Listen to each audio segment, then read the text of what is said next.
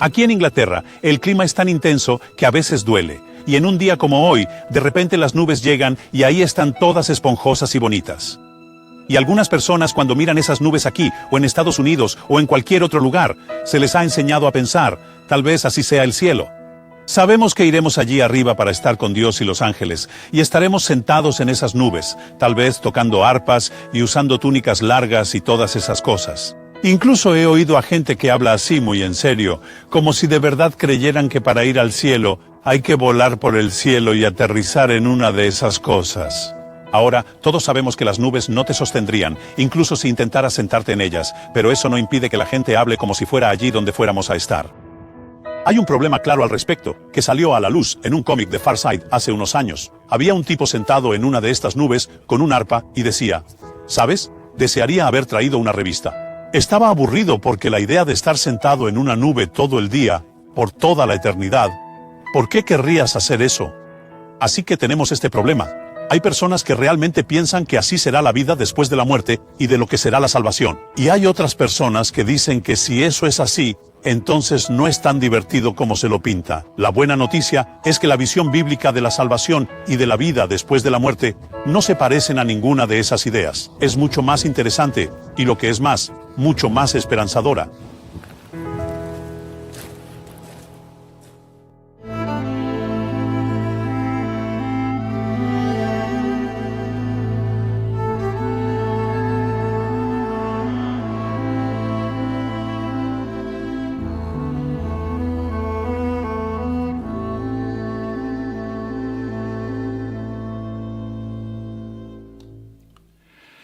En los círculos cristianos populares se habla mucho del cielo, pero también, por supuesto, bastante en la propia Biblia.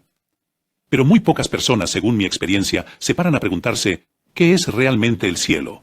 ¿Dónde se encuentra? ¿De qué tipo de lugar o espacio estamos hablando? He conocido a personas que creen seriamente que el cielo es un lugar, un área dentro de nuestro universo espacio-temporal, de modo que si solo pudieras ir lo suficientemente lejos, eventualmente llegarías allí. ¿Qué significa eso para la gente que vive al otro lado del mundo? ¿Tienen que bajar? ¿Está allí también? No estoy muy seguro, pero la mayoría de la gente se da cuenta de que en realidad no es así. Hubo una vez un astronauta ruso que salió al espacio y volvió, y declaró que había estado ahí fuera, y había buscado a Dios, y que no podía haber un Dios porque no lo había visto. Dijo que no había Dios, ni cielo, ni nada. Muchas personas al escuchar eso pensaron que, en realidad, era mejor así, porque no era eso lo que se esperaba del cielo o de Dios. ¿Qué es el cielo? ¿Dónde se halla?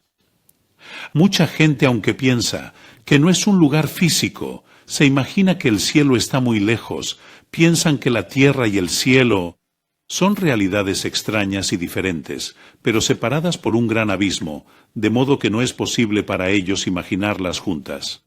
Y por tanto, si piensan en alguien, ya sea Dios o un ser humano, en el cielo, imaginan que Dios o ese ser humano están muy lejos, que no pueden estar en contacto con nosotros, que no tienen nada que ver con nosotros.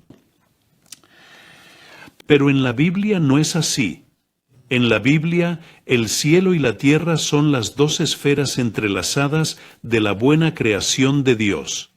Es como si Dios hiciera el cielo y la tierra y desde el principio, en el libro del Génesis, parece que se superponen, que deben trabajar juntos de alguna forma, de una forma misteriosa, por supuesto, para que Dios pueda manifestarse y luego marcharse nuevamente, no a gran distancia, sino para que sea reconocido y luego desconocido, y la gente tenga una sensación de su presencia, y luego una sensación, quizás, de su ausencia, y luego una sensación de al menos su posible existencia. El cielo y la tierra se fusionan y se mezclan de algún modo, pero de tal manera que nunca podremos controlarlo, aunque sí experimentarlo y aprender a responder adecuadamente. Esa es una de las primeras cosas que se dicen sobre el cielo en la Biblia, justo ahí desde el libro del Génesis, que Dios creó el cielo y la tierra. Y todo parece indicar que ambos debían estar juntos. Y a partir de ahí, puedes relacionar eso con una de las cosas más extraordinarias que dice el apóstol Pablo en una de sus cartas más importantes, la carta a los Efesios, cuando en el capítulo 1, en el versículo 10, dice que el plan de Dios siempre fue reunir en Cristo todo lo que hay en el cielo y en la tierra. Nuevamente, tenemos la noción de que el cielo es el espacio de Dios, pero diseñado para trabajar junto con la tierra, que es nuestro espacio. Y por supuesto, eso encaja muy bien con la imagen del final del libro del Apocalipsis, donde, como vimos en una sesión anterior, tenemos el cielo bajando a la tierra. Pero no solo se trata de que el cielo y la tierra se superpongan. Una de las grandes verdades que encontramos en las Escrituras una y otra vez es que el cielo es, por así decirlo, la sala de control de lo que sucede en la tierra. Existen algunos pasajes maravillosos en el Antiguo Testamento que dejan esto muy claro, particularmente cuando el pueblo judío en el Antiguo Testamento enfrenta el poder de un imperio pagano. Cuando en el libro de Daniel y sus amigos se enfrentan a algunos de los más grandes reyes y reinos del mundo pagano de su época. Lo que terminan ellos diciendo a esos reyes y a sus reinos es: escuchen, hay un Dios en el cielo. Y ese Dios es en realidad el soberano sobre toda la tierra. Y ustedes, que pretenden gobernar esta tierra, más les vale que tengan cuidado, porque el Dios que está en el cielo, de hecho, les pedirá cuentas. Ahora, claro, esa es una de las razones por las que la gente cree que el cielo debe estar muy lejos de la tierra, ya que dicen que si el cielo es el centro de control de la tierra, no parece estar haciendo un buen trabajo en este momento. La tierra sigue en un lío bastantemente terrible. Pero una y otra vez las historias que encontramos en la Biblia son historias sobre el Dios que vive en el cielo, que no está lejos en absoluto, sino a la vuelta de la esquina, tan cerca de nosotros como si lo respiráramos. El Dios que vive en el cielo quiere en realidad dar a conocer su soberanía en la tierra, pero sabe perfectamente que si lo hace de forma instantánea e inmediata, tendrá efectos devastadores, por lo que hace valer su soberanía a través de la obra de su Espíritu, de su Hijo, de su amor poderoso, del mensaje de su esperanza y de su amor que viene del cielo a la tierra para transformar la tierra de modo que la sane y no simplemente la queme, por así decirlo. ¿Qué ocurriría si pensáramos que el cielo es la sala de control de la tierra? ¿Cómo funcionaría eso? Encontramos en los Evangelios a Jesús como el lugar donde se encuentran el cielo y la tierra. Para entender esto bien, hay que comprender un poco lo que pensaban los antiguos judíos sobre el templo. Cuando pensamos en el templo de Jerusalén, podemos imaginar que era, por así decirlo, como una gran iglesia en la esquina de una calle, y que uno iba allí para adorar, para orar, y quizás para ir a celebrar también festividades especiales. Pero eso sería todo en resumidas cuentas. Pero para los judíos era mucho, mucho más que eso. Para el pueblo judío, era como si el templo fuera el lugar donde el cielo y la tierra realmente se superponían, de modo que cuando entraban en el templo, no era solo como si simularan estar en el cielo. En realidad, al estar ellos en este edificio en la tierra, también se estaba en el cielo. De hecho, algunos arquitectos de iglesias en el mundo cristiano han tratado de hacer algo similar. En las iglesias ortodoxas orientales, tienen un extremo que simboliza el cielo y el otro extremo que simboliza la tierra. Y tienen imágenes de los santos en el medio, para que las personas que están, por así decirlo, en la tierra, puedan ver y tener una idea de lo que podría estar sucediendo realmente en el cielo. Luego se presenta el Evangelio, porque es una realidad que viene del cielo a la tierra, y también los sacramentos, porque vienen del cielo a la tierra. Así que todo el edificio de la iglesia está diseñado para decir, escuchen, cuando adoramos, podemos estar en el cielo y en la tierra al mismo tiempo, anticipándonos a ese gran acontecimiento en el que Dios va a reunir por fin a ambas realidades. ¿Qué nos revela eso sobre lo que muchos vinculan con el cielo y no con la tierra, sino en realidad con el infierno? Creo que en algún momento de la Edad Media se produjo un error en el lenguaje, cuando la gente, y se puede ver en la gran pintura de Miguel Ángel en la Capilla Sixtina, la gente empezó a ver el cielo y el infierno, como si éstas fueran realidades opuestas y equivalentes. Así que desde aproximadamente el siglo XII o XIII en la cultura occidental, tanto católicos como protestantes tendían a decir, bueno, usted va a través de su vida, y el objetivo es ir al cielo o ir al infierno. Y usted tiene que elegir sabiamente en esta vida y luego con suerte llegará al cielo y no al infierno. Sin embargo, en la Biblia, el cielo no es lo opuesto al infierno. El cielo, como mencioné, está hecho para unirse a la tierra. Y la palabra infierno, tal y como la usamos nosotros, es una palabra poco precisa y en realidad no siempre muy útil para referirse a la terrible posibilidad de que, dado que Dios nos ha dado la libertad como seres humanos, tenemos derecho, si así lo decidimos, a decirle que no queremos formar parte de esta nueva realidad de cielo y tierra. Solo queremos quedarnos en nuestro propio mundo, un mundo que podemos controlar, un mundo que podemos crear.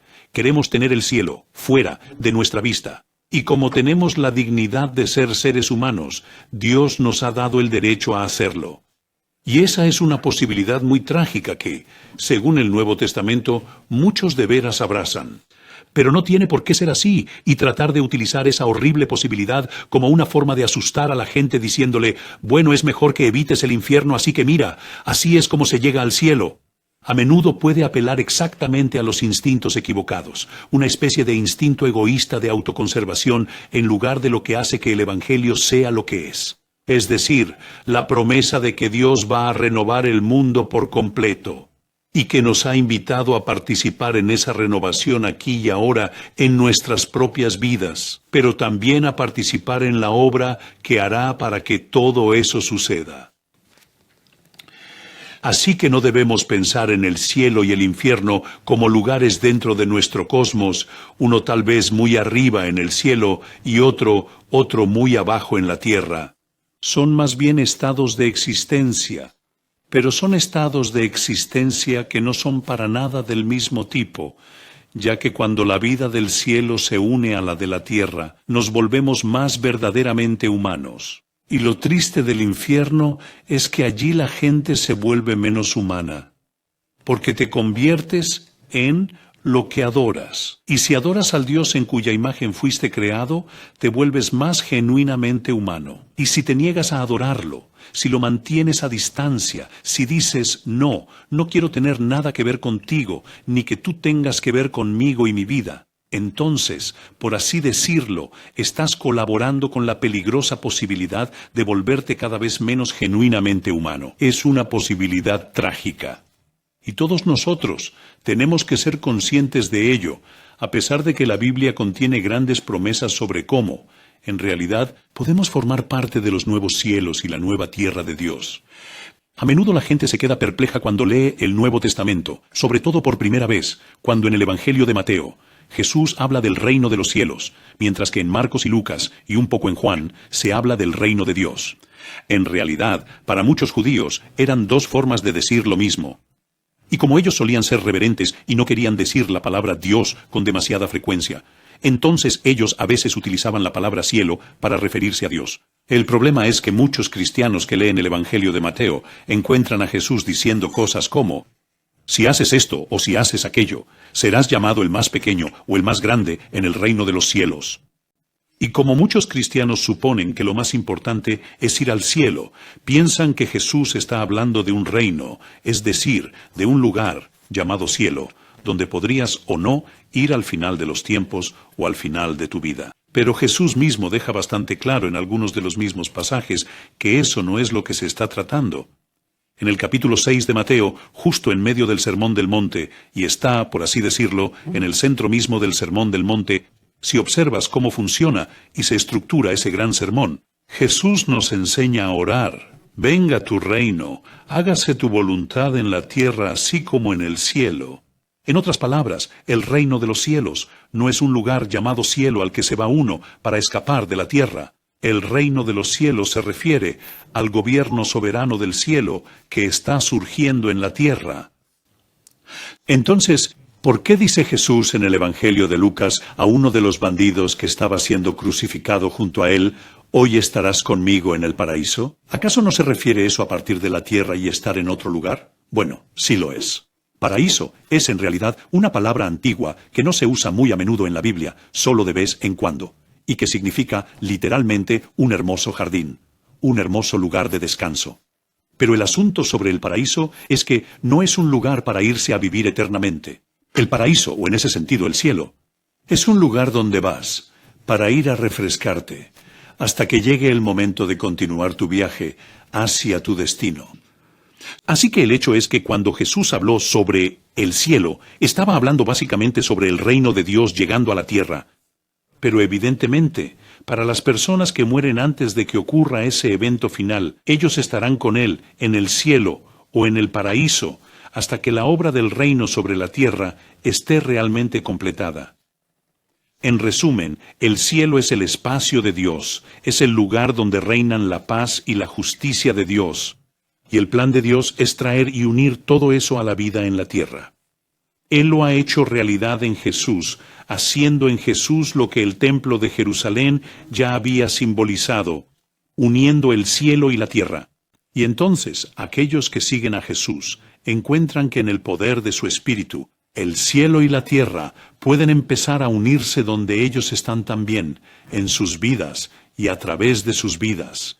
Así que no debemos ver el cielo solo como un lugar al que podríamos ir algún día. Debemos pensar en él como una realidad que puede nacer aquí y ahora. Hablaremos en una sesión posterior sobre lo que sucede después de la muerte para aquellos que pertenecen a Jesús, porque no se trata solo de ir al cielo eternamente y para siempre. Sí, vamos al cielo, pero hay algo mucho más grandioso más adelante, pero esa es otra historia. Por ahora, enfoquémonos en esto, que el espacio de Dios y el nuestro están destinados a trabajar juntos, y podemos aprender lo que eso significa aquí y ahora.